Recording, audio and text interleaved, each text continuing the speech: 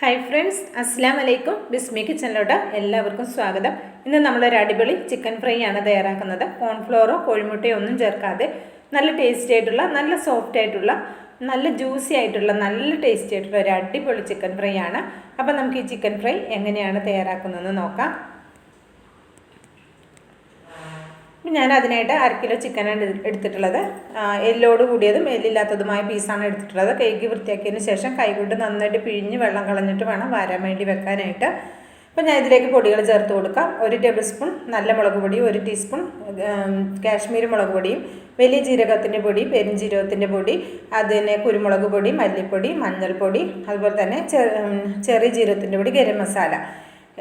നല്ല മുളക് പൊടി മാത്രം 1 ടേബിൾ സ്പൂണും ബാക്കി എല്ലാ പൊടികളും 1 ടീസ്പൂണുമാണ് ചേർത്ത് കൊടുത്തിട്ടുള്ളത്. ഇനി ഇതിലേക്ക് 1 മുറി നാരങ്ങയുടെ നീര് ചേർത്ത് കൊടുക്കാം. അപ്പോൾ നമ്മളെടുക്കുന്ന പൊടികൾ നമ്മളെടുക്കുന്ന ചിക്കൻ്റെ അളവിനനുസരിച്ച് വേണം ചേർത്ത് കൊടുക്കാനായിട്ട്. ഇപ്പോൾ മുളക് പൊടിയുടെയൊക്കെ അളവ് നിങ്ങൾക്ക് എരിവിനനുസരിച്ച് കൂട്ടുകയോ കുറക്കുകയോ ഒക്കെ ചെയ്യാം കേട്ടോ. ഇനി ഇതിലേക്ക് നമുക്ക് ഉപ്പ് ചേർത്ത് കൊടുക്കാം. നമ്മുടെ ടേസ്റ്റിനനുസരിച്ച് ചേർത്ത് കൊടുക്കാം. ഇനി ഇതിലേക്ക് ഒരു 3 ടേബിൾ സ്പൂൺ തൈരാണ് എടുത്തിട്ടുള്ളത്, അതുകൂടെ ചേർത്ത് കൊടുക്കാം. ഇപ്പോൾ പാക്കറ്റിൽ വാങ്ങുന്ന തൈരാണെങ്കിൽ അല്പം വെള്ളം ഉണ്ടാവും. അതൊരു അരിപ്പയിലേക്ക് ഇട്ട് വെച്ച് കഴിഞ്ഞാൽ ആ വെള്ളമൊക്കെ വാർന്നിട്ടുണ്ടാവും. എന്നിട്ട് ഇതിലേക്ക് ചേർത്ത് കൊടുത്താൽ മതി. ഇനി ഇതിലേക്ക് ഞാനൊരു 1.25 ടേബിൾ സ്പൂൺ ഇഞ്ചി വെളുത്തുള്ളി പേസ്റ്റാണ് ചേർത്ത് കൊടുക്കുന്നത്.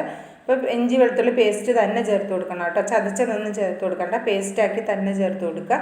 ഇതിലേക്ക് ആവശ്യത്തിനുള്ള കുറച്ച് കറിവേപ്പില കൂടെ കൈകൊണ്ട് പിച്ചി കീറിയിട്ടിട്ട് ചിക്കൻ നന്നായിട്ട് ഈ അരവൊക്കെ നന്നായിട്ട് കൂട്ടി കുഴച്ച് നന്നായിട്ട് ചിക്കനിലേക്ക് തേച്ച് പിടിപ്പിച്ചെടുക്കാം.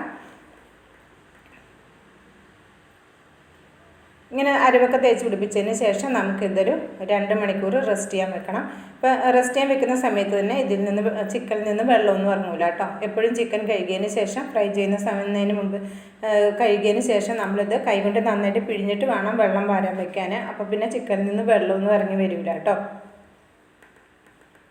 നമ്മളിതിലേക്ക് കോഴിമുട്ടയോ കോൺഫ്ലോറോ ഒന്നും ചേർത്ത് കൊടുക്കുന്നില്ല. ഇങ്ങനെയാണ് ഫ്രൈ ചെയ്തെടുക്കുന്നത്. ഇനി നമുക്കിതൊരു 2 മണിക്കൂർ റെസ്റ്റ് ചെയ്യാൻ വേണ്ടിയിട്ട് മാറ്റി വയ്ക്കാം. സമയം ഉണ്ടെങ്കിൽ തലേന്നൊക്കെ ചെയ്ത് വെച്ചിട്ട് പിറ്റേന്ന് ഫ്രൈ ചെയ്തെടുത്താൽ ഒന്നുകൂടി അരവൊക്കെ പിടിച്ച് നല്ല ടേസ്റ്റി ആകും. പിന്നെ ഒരു 2 മണിക്കൂറാണ് റെസ്റ്റ് ചെയ്യാൻ വെക്കുന്നത്. അപ്പോൾ ഞാനൊരു 2 മണിക്കൂർ റെസ്റ്റ് ചെയ്യാൻ വെച്ചിട്ടുണ്ടായിരുന്നു. അപ്പോൾ നോക്കാം, ഈ ചിക്കനിൽ നിന്നൊരു തുള്ളി പോലും വെള്ളം ഇറങ്ങി വന്നിട്ടില്ല. കണ്ടോ, നന്നായിട്ട് അരവ് പിടിക്കുകയും ചെയ്തിട്ടുണ്ട്. അപ്പോൾ ഞാൻ കുറച്ച് ഓയിലൊന്ന് ചൂടാക്കാൻ വെച്ചിട്ടുണ്ട്. ഇതിലേക്ക് നമുക്ക് ഒരു മീഡിയം ഫ്ലെയിമിലാണ് വെച്ചിട്ടുള്ളത്. ഇനി ഇതിലേക്ക് നമുക്ക് ചിക്കൻ പീസസ് ഇട്ട് കൊടുത്തിട്ട് ഫ്രൈ ചെയ്തെടുക്കാം.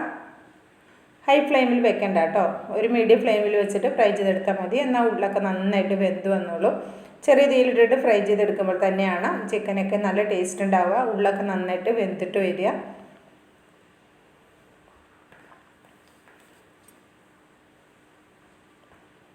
ഇപ്പോൾ അതായത് ചിക്കൻ പീസസൊക്കെ ഫ്രൈ ചെയ്തെടുത്തിട്ടുണ്ട്. അപ്പോൾ ഞാൻ ആദ്യം ഇട്ട ചിക്കൻ പീസസൊക്കെ ഫ്രൈ ചെയ്തെടുത്തിട്ടുണ്ടായിരുന്നു. രണ്ടാമത്തെ ബാച്ചാണ് ഇപ്പോൾ ഇട്ട് കൊടുത്തിട്ടുണ്ടായിരുന്നത്. അപ്പോൾ എല്ലാം അതും ഇവിടെ ഫ്രൈ ആയി വന്നിട്ടുണ്ട്. ഇനി ഇത് നമുക്ക് എണ്ണയിൽ നിന്ന് കോരി മാറ്റാം. ഇനി നമുക്ക് ചെറിയൊരു പണി കൂടെ ഉണ്ട്. അപ്പോൾ നമുക്ക് ആദ്യം ഈ എണ്ണയിൽ നിന്ന് ഈ ചിക്കൻ പീസസൊക്കെ കോരിയെടുക്കാം. അപ്പോൾ അതെല്ലാം കോരിയെടുത്തിട്ടുണ്ട്. അപ്പോൾ ഞാൻ ഇതേപോലെ ഒരു പാൻ അടുപ്പത്ത് വെച്ച് കൊടുത്തിട്ടുണ്ട്. ഇനി ഇതിലേക്ക് നമുക്ക് ഇപ്പോൾ നമ്മൾ ചിക്കൻ ഫ്രൈ ചെയ്തെടുത്തിട്ടുള്ള ആ ഓയിൽ തന്നെ കുറച്ച് ഒഴിച്ച് കൊടുക്കാം. ഒരു 3-4 ടേബിൾ സ്പൂൺ ഒഴിച്ച് കൊടുത്താൽ മതിയാകും. ഇനി ഇതിലേക്ക് ഞാനൊരു 3 പച്ചമുളകൊന്ന് വട്ടത്തിൽ കട്ട് ചെയ്തെടുത്തതാണ്, അത് നമുക്ക് ഇതിലേക്ക് ചേർത്ത് കൊടുക്കാം. എന്നിട്ട് ആ പച്ചമുളകിൻ്റെ പച്ചച്ചുവ പോകുവോളം ഒന്ന് വഴറ്റിയെടുക്കാം. ഇനി ഇതിലേക്ക് ഞാൻ 1 ടീസ്പൂൺ ഇഞ്ചി വെളുത്തുള്ളി പേസ്റ്റ് കൂടെ ചേർത്ത് കൊടുക്കുന്നുണ്ട്. ആ രണ്ടിൻ്റെ ഒരു പച്ചച്ചുവ പോകുന്നത് വരെ ഒന്ന് വഴറ്റിയെടുത്താൽ മതിയാകും. ഇനി ഇതിലേക്ക് 1 ടീസ്പൂൺ കാശ്മീരി മുളക് പൊടിയാണ് ചേർത്ത് കൊടുക്കുന്നത്. ഒരു കളർ കിട്ടാൻ വേണ്ടിയിട്ടാണ് ചേർത്ത് കൊടുത്തിട്ടുള്ളത്. ഇനി ഇത് പൊടിയുടെ പച്ചച്ചുവന്ന് പോകുവോളം ഒന്ന് വഴറ്റിയെടുക്കാം. ഇനി ഇതിലേക്ക് ഞാൻ ടൊമാറ്റോ സോസാണ് ചേർത്ത് കൊടുക്കുന്നത്. ഒരു 1.5 ടേബിൾ സ്പൂണോളം വരുന്ന ടൊമാറ്റോ സോസ് ചേർത്ത് കൊടുക്കുക. അതിന് ശേഷം നന്നായിട്ടൊന്ന് മിക്സ് ചെയ്തെടുക്കണം. ആവശ്യത്തിനുള്ള കുറച്ച് കറിവേപ്പില കൂടി ചേർത്ത് കൊടുക്കുക. ഇനി നന്നായിട്ട് ഹൈ ഫ്ലെയിമിൽ വെച്ചിട്ട് നന്നായിട്ടൊന്ന് മിക്സ് ചെയ്തെടുക്കണം. ഈ ടൊമാറ്റോ സോസിൻ്റെയൊക്കെ ഒരു പച്ചച്ചുവ ഉണ്ടല്ലോ, അത് പോകാൻ വേണ്ടിയിട്ടാണ്. പിന്നെ നമുക്കിനി ഇതിലേക്കൊരു 2-3 ടേബിൾ സ്പൂൺ വെള്ളം കൂടെ ചേർത്തിട്ട് ഹൈ ഫ്ലെയിമിൽ തന്നെ വെച്ചിട്ട് നന്നായിട്ട് ഇതൊന്ന് മിക്സ് ചെയ്തെടുക്കാം.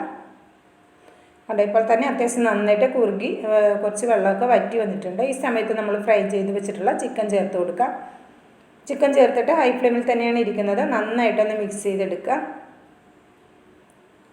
പാത്രം ഒന്ന് കുടഞ്ഞെടുത്താലും മതിയാകും. അപ്പോഴും ഈ അരവൊക്കെ എല്ലാ ഭാഗത്തേക്കും എത്തിപ്പെടുന്നതായിരിക്കും. അപ്പോൾ ഇത്രേ ഉള്ളൂ കേട്ടോ. വളരെ ഈസി ആയിട്ട് ചെയ്തെടുക്കാവുന്ന നല്ലൊരു അടിപൊളി ചിക്കൻ ഫ്രൈ ആണ്. ഒരു പ്രാവശ്യമെങ്കിലും ട്രൈ ചെയ്ത് നോക്കണം കേട്ടോ. എന്നിട്ട് അഭിപ്രായം അറിയിക്കണം. ലൈക്ക് ചെയ്യാനും മറക്കരുത്. ബിസ്മി കിച്ചൻ എന്ന യൂട്യൂബ് ചാനൽ സബ്സ്ക്രൈബ് ചെയ്യാതെ കാണുന്ന കൂട്ടുകാർ ഒന്ന് സബ്സ്ക്രൈബ് ചെയ്ത് ബെല്ലൈക്കൺ എനേബിൾ ചെയ്ത് വെക്കാൻ മറക്കരുത്. ഇൻഷാ അല്ലാഹ് അടുത്ത നല്ലൊരു അടിപൊളി വീഡിയോയുമായി വരുന്നത് വരെ എല്ലാവർക്കും നന്ദി, നമസ്കാരം.